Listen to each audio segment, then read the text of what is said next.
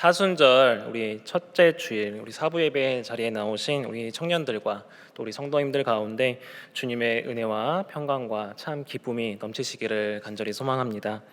오늘 예배 자리에 나오신 우리 성도님들과 앞뒤 좌우로 한번 인사 나눠보겠습니다. 새해 주님의 축복 많이 받으십시오. 새해 주님의 축복 많이 받으십시오. 네. 감사합니다. 오늘 동안교회 청년예배 자리에 처음 나오신 우리 청년들 또 우리 성도님들을 주님의 이름으로 환영합니다. 추성호 목사님께서 안미 인도 사역으로 인하여서 자리를 비우신 관계로 이번 주와 다음 주 말씀은 제가 이제 증거하도록 하겠습니다. 함께 나눌 그 말씀 가운데 그 말씀이 우리 삶에 들어와서 역동하며 능력을 발휘하는 그런 은혜가 넘치시기를 간절히 소망합니다. 중국의 사상가인 공자라는 사람을 아실 겁니다. 자신의 인생을 공자가 돌아보면서 이렇게 정리했다고 합니다.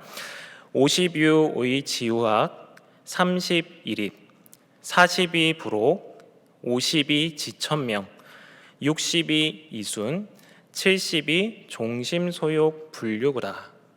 이것을 해석해 보면 나는 15나이에 학문의 뜻을 두었고 30살에 자립하였다.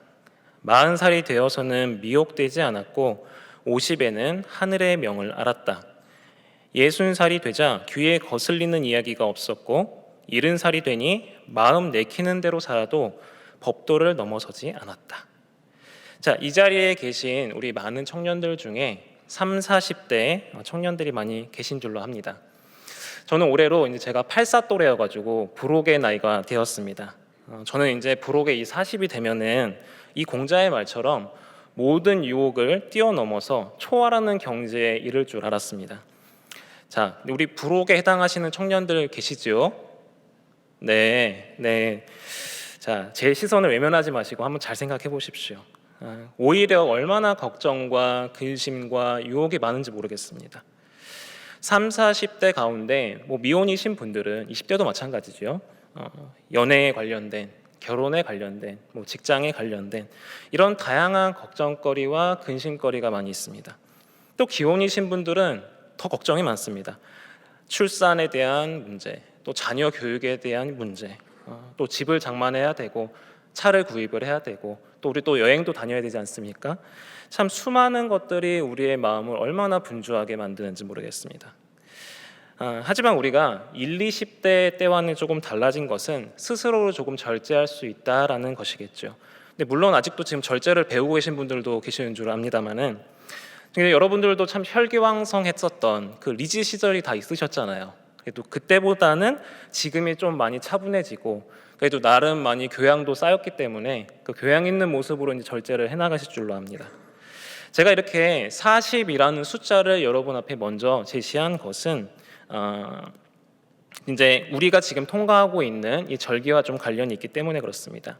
서두에서 여러분들에게 축복의 인사를 건네면서 사순절 첫째 주일이다라고 이제 말씀을 드렸지요.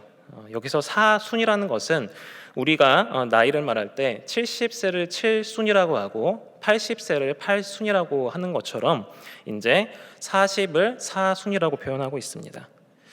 이 동방교회와 서방교회의 그 기준은 약간 다릅니다만은 우리가 지난주 재수요일부터 시작을 해서 부활절 전까지 6번의 주일을 제외한 이 40일을 사순절이라고 기념하면서 예수님의 순환과 고난을 기념하고 있습니다. 이 기간 동안에는 동서방을 막론하고 주님의 십자가를 기억하면서 회개하고 기도하고 절제하면서 금식하는 그런 모습을 통하여 경건한 생활을 이어가고 있습니다. 자, 구약을 한번 보겠습니다. 자, 바로의 통치 아래에 있던 우리 이스라엘 백성들이 출애굽을 하면서 40년 동안 광야 생활을 했지요. 그리고서 결국에는 가나안 땅에 입성을 했습니다. 자, 신약에서는 우리 예수님께서 광야 가운데에서 40일 밤낮을 금식하셨다고 하지요. 그 후에 사탄의 시험을 받으셨고 그 시험을 능히 이기며 승리를 하셨습니다.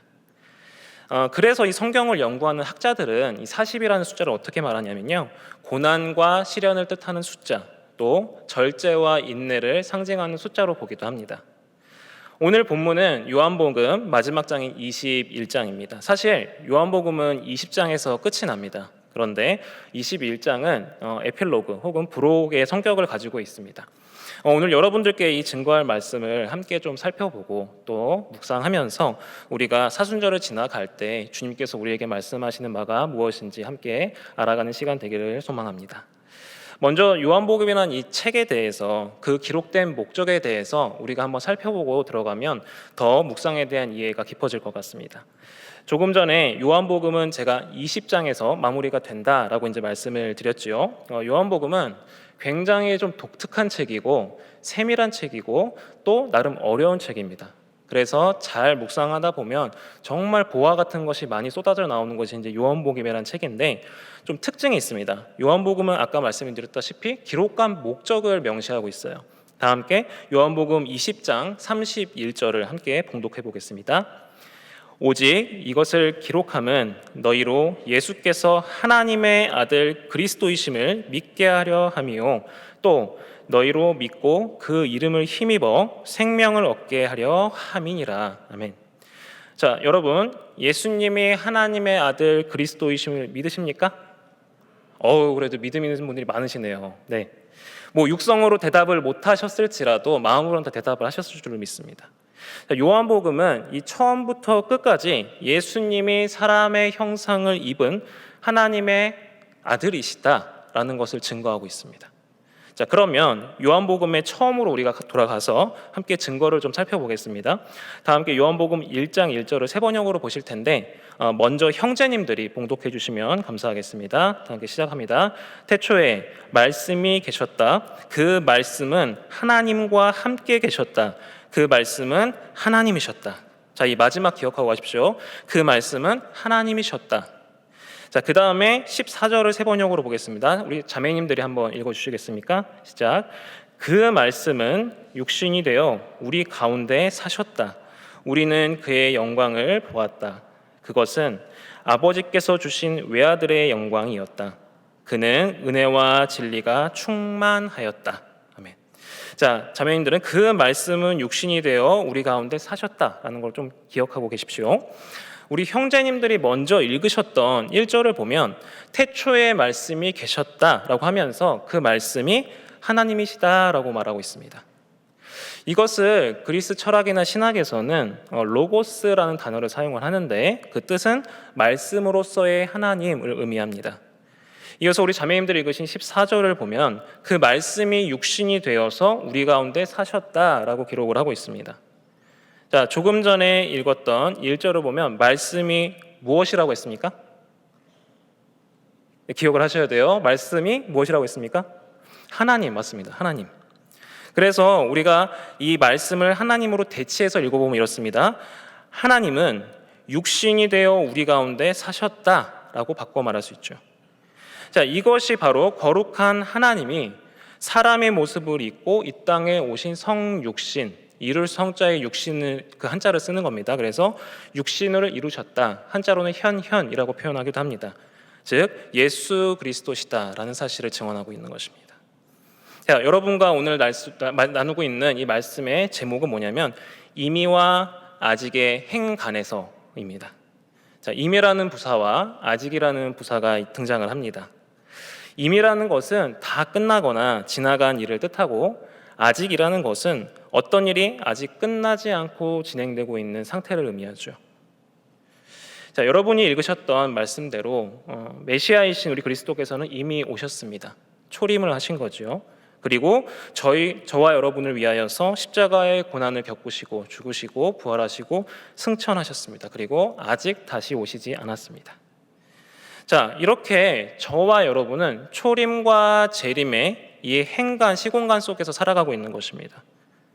오늘 본문에 등장하는 그 예수님의 제자들은 우리와는 조금 사뭇 다른 그 시공간에서 살아가고 있습니다. 요한복음 20장은 예수님께서 부활하시고 막달라 마리아와 그 제자들에게 나타나시는 장면을 담고 있습니다. 그리고 그 바로 뒤에 도마가 의심하는 장면을 기록하고 있죠.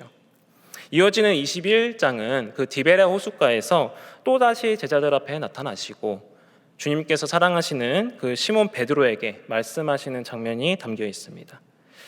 여러분 혹시 지난달 셋째 주에 이제 제가 말씀을 전하면서 그때 다뤘던 부분을 기억하시는지 모르겠습니다. 이게 그 말씀의 연장선이기 때문에 물론 잊혀진 기억의 조각이지만 조금씩 좀 모아보시면 좋겠습니다. 네. 겟세마네 산에 오르셨던 그 예수님, 십자가의 순환을 피하고 싶으셨어요. 그 마음으로는, 인간적인 마음으로. 그런데 분명히 기도할 때 나의 원대로 마시고 아버지 하나님의 뜻대로 해주시옵소서라고 하면서 그 십자가의 길을 묵묵하게 걸어가십니다.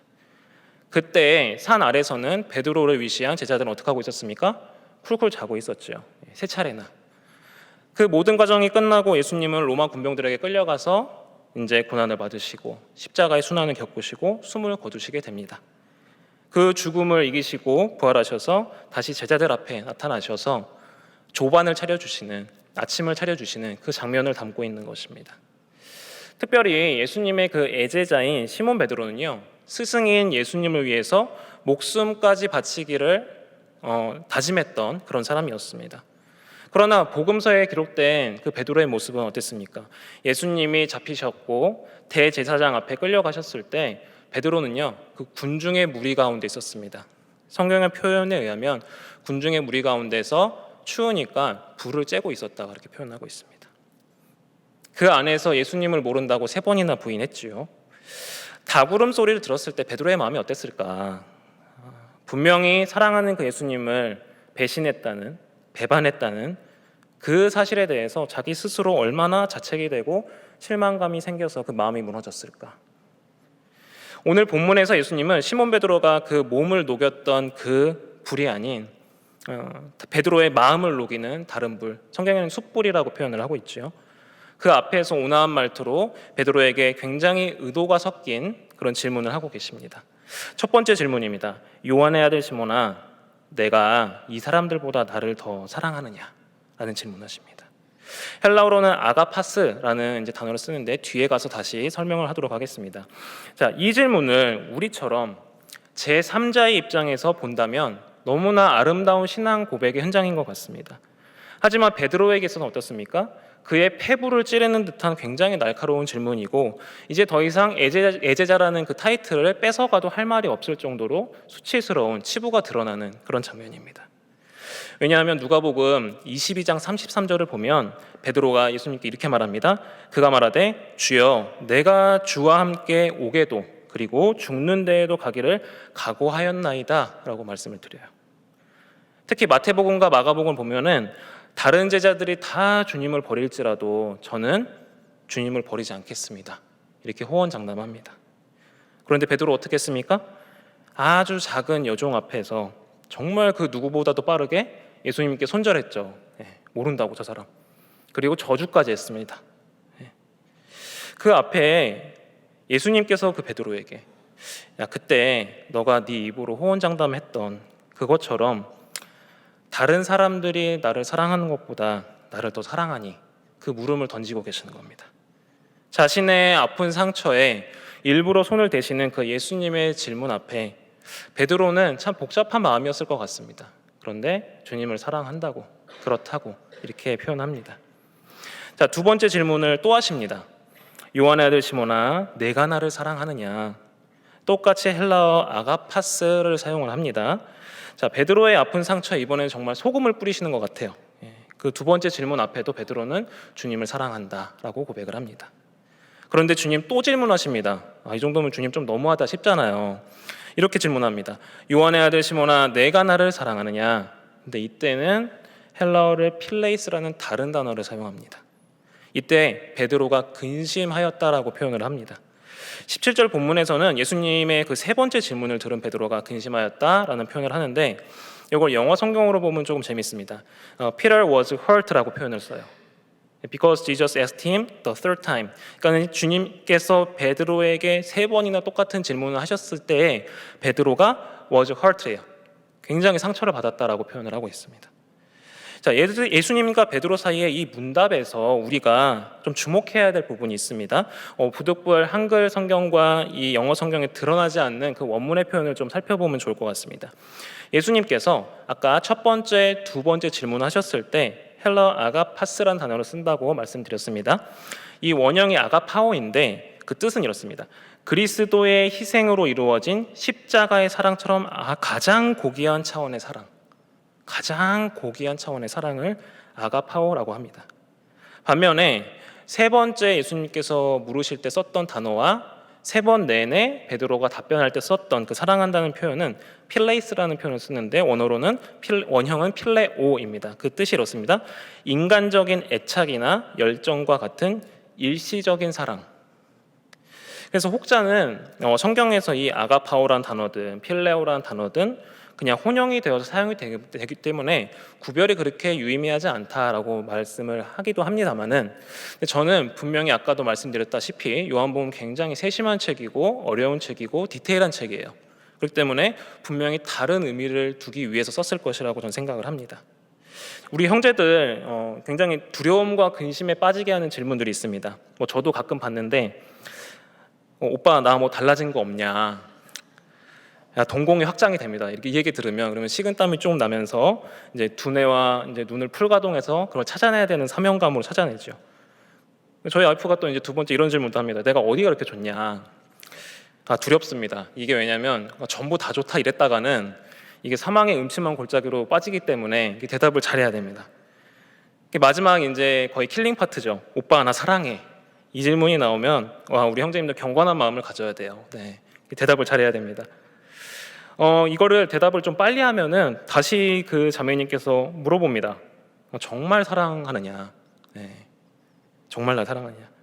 내가 진실로 나를 사랑하느냐? 또 물어보십니다. 그리고 나를 얼마나 사랑하느냐? 그러니까 마치 주님이 베드로한테 물은 것처럼 우리 자매님이 저한테 자꾸 물으시더라고요. 자, 근데 이거를 볼 때 우리가 과연 어떤 사랑을 확인하고 싶어서 그럴까라고 했을 때 그냥 형식적이고 일시적인 그런 사랑이 아니라 정말 깨지지 않는 변함이 없는 다이아몬드와 같은 그런 고귀하고 순결한 차원의 그런 사랑을 확인하고 싶어서 그러지 않을까 싶습니다. 본문에서 예수님께서 내가 날 사랑하느냐라고 물으실 땐 당신께서 십자가에서 고난받으시고 죽으시면서까지 사랑하신 그 고귀한 신적인 차원의 사랑에 대해서 묻고 계신 거예요. 그러나 이 땅을 밟고 살아가는 우리는 어떻습니까? 참 인간적 차원의 사랑을 논하지 않습니까? 왜 그럴까요? 그건 우리가 그 예수님의 하나님의 정말 고귀한 차원의 그 참사랑을 경험해보지 못했기 때문에, 그 엄청난 희생과 거대한 사랑을 우리가 가늠할 수 없기 때문에, 그래서 그게 인간의 본성이고 오히려 그 베드로의 대답이 자연스러운 응답이지 않을까 그렇게 생각이 됩니다. 저희 집에 28개월 된 아이가 하나 있습니다. 이제 얼마 전에 이제 와이프가 아이를 재우면서 이런저런 얘기를 막 하더라고요. 제가 유심히 좀 들어봤어요. 근데 저희 아들 이름이 이제 하준인데 와이프가 이제 하준아 너는 언제 슬퍼? 이렇게 물어보니까 아들이 안 슬퍼 이렇게 얘기를 합니다. 그리고 또 다시 묻습니다. 그럼 하준이는 언제가 기뻐? 이렇게 물어보니까 예수님께서 나를 기다리고 계셔서 기뻐 이렇게 대답을 하는 겁니다. 여러분 이게 지금 아기를 안 낳으셔서 그러는데 28개월짜리가 이렇게 얘기를 할 수가 없잖아요. 그러니까 저는 당연히 나는 뽀로로 볼 때가 기뻐 혹은 키즈 카페 아빠랑 놀러 갈 때가 기뻐 이런 대답이 나올 줄 알았거든요. 그래서 저는 이제 속으로 저 아이에게 성령님이 임재했나 보다 지금 그렇게 와이프한테 얘기를 했는데, 근데 문득 이런 생각이 드는 거예요. 나는 예수님으로 인해서 저렇게 기쁘다는 고백을 한 적이 있나? 이 질문이 쑥 들어오는 겁니다. 그러면서 동시에 근심하는 마음이 쑥 같이 들어오는 거예요. 나는 성령님과 동행하면서 하나님을 기다리고 그분을 기뻐했는가? 라는 이 질문이 자꾸 되새겨지는 겁니다. 곧 제가 이제 480개월이 되잖아요. 태어난 지. 근데 이제 저희 28개월밖에 안 된 그 아들 덕보다 내가 못하나. 나름 목사인데. 네. 그러니까 저 아이는 하나님의 그 참 사랑과 기쁨을 깨닫는 것 같은데 나는 아직도 그 인간적인 일시적인 그 사랑을 갖고 살아가지 않는가. 그래서 너무 많은 생각들이 오갔습니다. 예수님은 왜 그렇게 베드로가 곤란하고 근심하고 상처가 될 법한 정도의 사랑의 질문을 하셨을까? 예수님이 야 감히 네가 나를 배신을 해? 야 이 나쁜 녀석 너도 한번 당해봐라 하고 복수하시려는 걸까?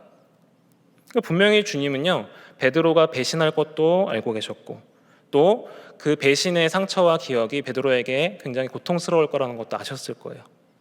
그리고 그 상처를 회복하고 치료할 수 있는 방법도 우리 주님 알고 계셨을 겁니다.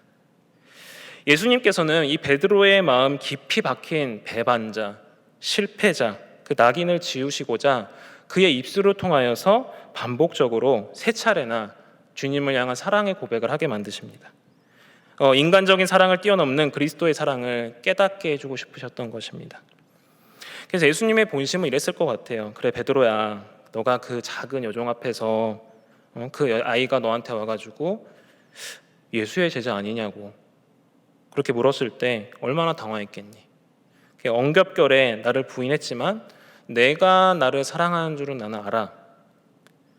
그때도 지금도 그리고 앞으로도 너가 나를 사랑하는 줄 나는 알아 라는 마음이 더 크시지 않았을까? 자, 베드로는 그의 입술을 통해서 주님을 향한 고백을 할 때마다 자신의 상처를 직면해야 되는 굉장히 불편한 상황이 있었을 거예요. 그 죄책감, 그 미안함이 주님이 괜찮다라고 하실 때 사명감으로, 참된 기쁨으로 또 본질적인 사랑을 깨닫는 그 자리로 나아가지 않았을까 생각됩니다. 사랑하는 여러분, 예수님의 부활을 목격한 베드로뿐만이 아니라 승천한 이후 재림을 기다리는 저와 여러분들에게도 똑같이 말씀하고 계십니다. 여러분은 마음의 어떤 아픔 또는 영혼의 어떤 상처를 갖고 살아 계십니까? 비단 육체적인 아픔뿐만 아니라 마음과 정신의 연약함과 함께 살아가는 분들이 참 많은 것 같습니다.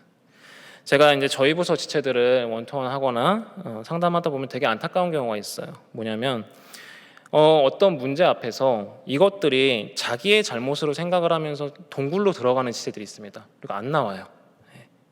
그리고 들어가서 숨어서 되게 자책을 합니다.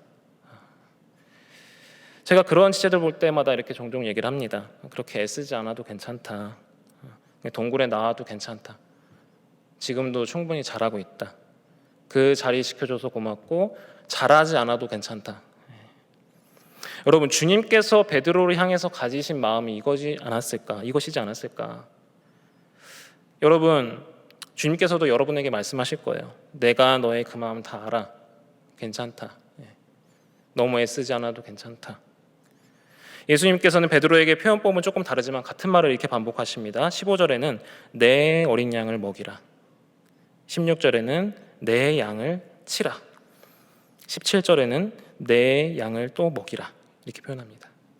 간단히 정리하자면 예수님께서는 나의 어린 양, 나의 큰 그 어른 양들을 잘 먹이고 돌봐달라는 그 부탁이자 사명을 베드로에게 주십니다. 그렇게 유언과 같은 말씀을 하신 뒤에 예수님은 승천하셨고 아직 다시 오시지 않았죠. 우리는 그 재림주를 기다리고 있는 중입니다. 여러분, 주님 우리에게도 동일한 부탁이자 이 사명을 주십니다. 저와 여러분의 사명은 무엇입니까?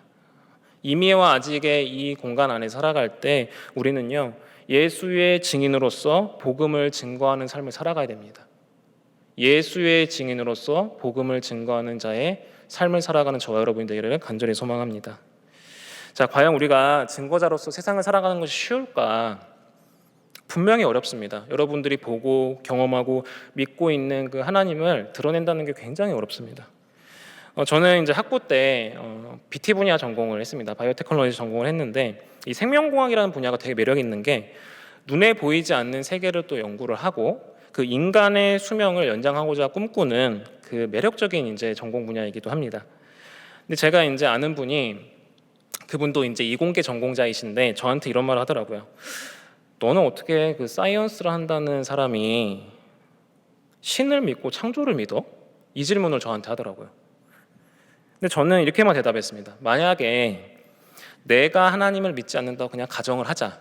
그런다 해도 이 눈에 보이지 않는 사람의 혹은 생명체의 작은 세포로부터 어떤 기관이 되고 그 기관이 어떤 장기가 되어서 이 신진대사의 과정을 이뤄가는 그 세밀한 디테일한 프로세스를 볼 때 나는 이게 우연히 스스로 되었다라고 하는 것보다 그러니까 어떤 신적인 존재인지는 모르겠으나 분명히 그 신적 존재가 창조했다고 믿는 것이 더 타당하고 합리적이라고 생각해 라고 얘기를 했습니다. 그분 지금 하나님 잘 믿고 계세요. 그렇게 얘기했던 분인데 자, 여러분들 사순절 첫째 주일에 이제 시작하고 있지 않습니까? 어떤 마음가짐이십니까? 여러분들이 이제 딱 예배 끝나고 교회 밖으로 나가시고 내일 출근하시면 학교나 직장이나 가정에서 이 베드로 앞에 있었던 작은 여종과 같은 친구들이 분명히 공격을 해서 들어올 겁니다. 야, 너 교회 다닌다며? 얘 하나님 믿는데. 그렇게 비웃을 때 여러분들은 어떻게 행동을 하시고 반응을 하시겠습니까? 그래, 뭐 당연히 나 하나님 믿어. 당당하게 그렇게 예수님을 믿는 사람이라고 증거하시겠습니까? 아니면 하나님 대놓고 부정은 안 하지만 정말 그 불가에 모여 있었던 그 무리 중에 있었던 베드로처럼 하나님을 그냥 모른 채 또 외면하십니까? 여러분들 중에 회사에서 식사하실 때 기도하고 드시는 분 계세요? 눈 잠깐 감았다 떼는 거 말고요. 이렇게 기도 선하고 기도 딱 하시고 드시는 분 계십니까? 아마 계신 분도 있고 그러지 않은 분들 계실 겁니다. 왜 내가 그렇게 하지 못할까? 한번 고민해 보세요. 여러분들 마음속에. 네. 주님을 향한 사랑 그리고 그 복음을 전하는 증거자의 삶은요, 거창하고 대단한 것이 아닙니다. 내가 바로 예수님의 제자요 하나님의 자녀라는 사실을 드러내면서 사는 것이에요. 살아내는 것이에요. 우리 주님께서 말씀하시는 어린 양이 무엇일까라고 생각해 봤을 때 하나님을 알지 못하는 이들, 눈이 어두운 자, 그래서 자신이 생각하는 바와 갈 바와 말할 바와 행동하는 바를 알지 못하는 사람들, 또 신앙 공동체 안에 있긴 합니다. 그러나 하나님을 인격적으로 만나지 못한 그런 사람들, 영적인 소외자들입니다. 본문 15절에서 이제 어린 양을 영어로는 램이라고 표현을 했고 헬라로는 아르니아라고 표현을 했습니다. 그리고 16, 17절에서는 우리가 보통 아는 그 양, 영어로는 sheep이라고 하고 헬라어로는 프로바타라는 표현을 씁니다. 자, 여러분 주변에는요, 어린 양과 같은 지체들도 있고 어른이 된 양 지체들도 있을 것입니다. 우리 주님께서 어린 양을 먹이라라고 이제 말씀하셨잖아요. 신앙의 첫걸음을 태고 첫 걸음마를 시작한 우리 지체들이 여러분 주변에 있습니까? 나의 오래된 그 연륜과 신앙의 경험에 바탕을 둔 그 말로 어린 양을 치지 마시길 바랍니다. 그저 그냥 주님의 따뜻한 사랑으로 많이 먹여주세요. 교회는 바른 말을 하고 옳은 말을 하는 데가 아니에요. 성경적으로 바르고 옳은 말은 그 말 속에서 사랑이 묻어 나오는 말입니다. 근데 함부로 말하는 사람들 꼭 그렇게 얘기해요. 이렇게 얘기합니다. 내가 틀린 말 했냐고. 그렇지 않아요? 네. 남한테 상처를 줘놓고 내가 틀린 말 했냐, 나 옳은 말 했다. 근데 여러분 교회 공동체는 맞고 틀리고의 문제가 아니에요. 네. 나의 언행으로 인해서 정말 작은 소자, 작은 어린 양이 상처가 된다면 그 말 하지 마십시오. 네. 그 행동하지 마십시오. 주님이 저와 여러분에게 명령하신 바예요. 이것이 우리의 생각이 하나님의 명령과 하나님의 뜻보다 앞서서는 안 됩니다. 그게 뒤바뀌게 되면은 결국에 개인의 신앙이 무너지고 공동체가 상처를 받게끔 되어 있습니다. 그러면 어른 양에게는 치고 먹이라 이렇게 말씀하셨으니까 그러면 이제 새가족 교육 끝났고 등조된 우리 이제 어른 양이 된 지체들은 이제부터 본격적으로 치기 시작하면 되겠죠.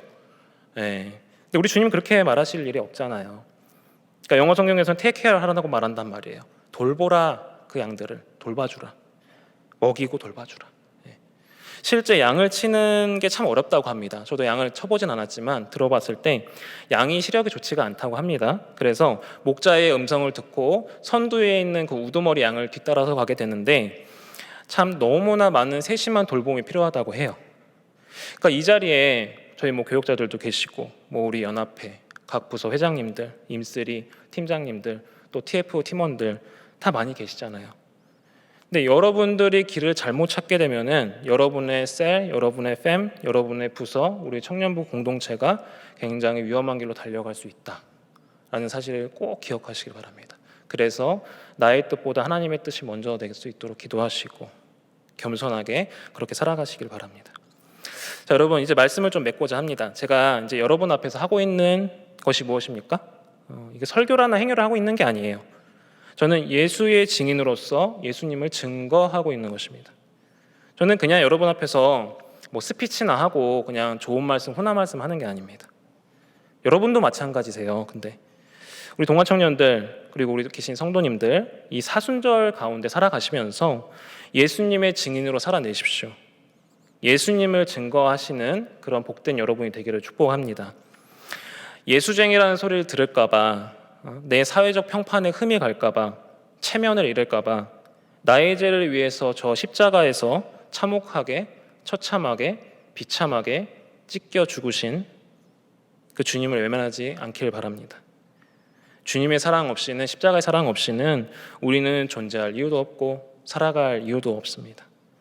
그리고 우리에게 다시 오실 그 주님을 기억하면서 주님의 말씀대로 그분이 우리에게 맡기신 그 소중한 양들, 그 주님의 놀라우고 크신 초월적 사랑으로 품고 전하는 복된 그런 사순절 되기를 간절히 소망합니다.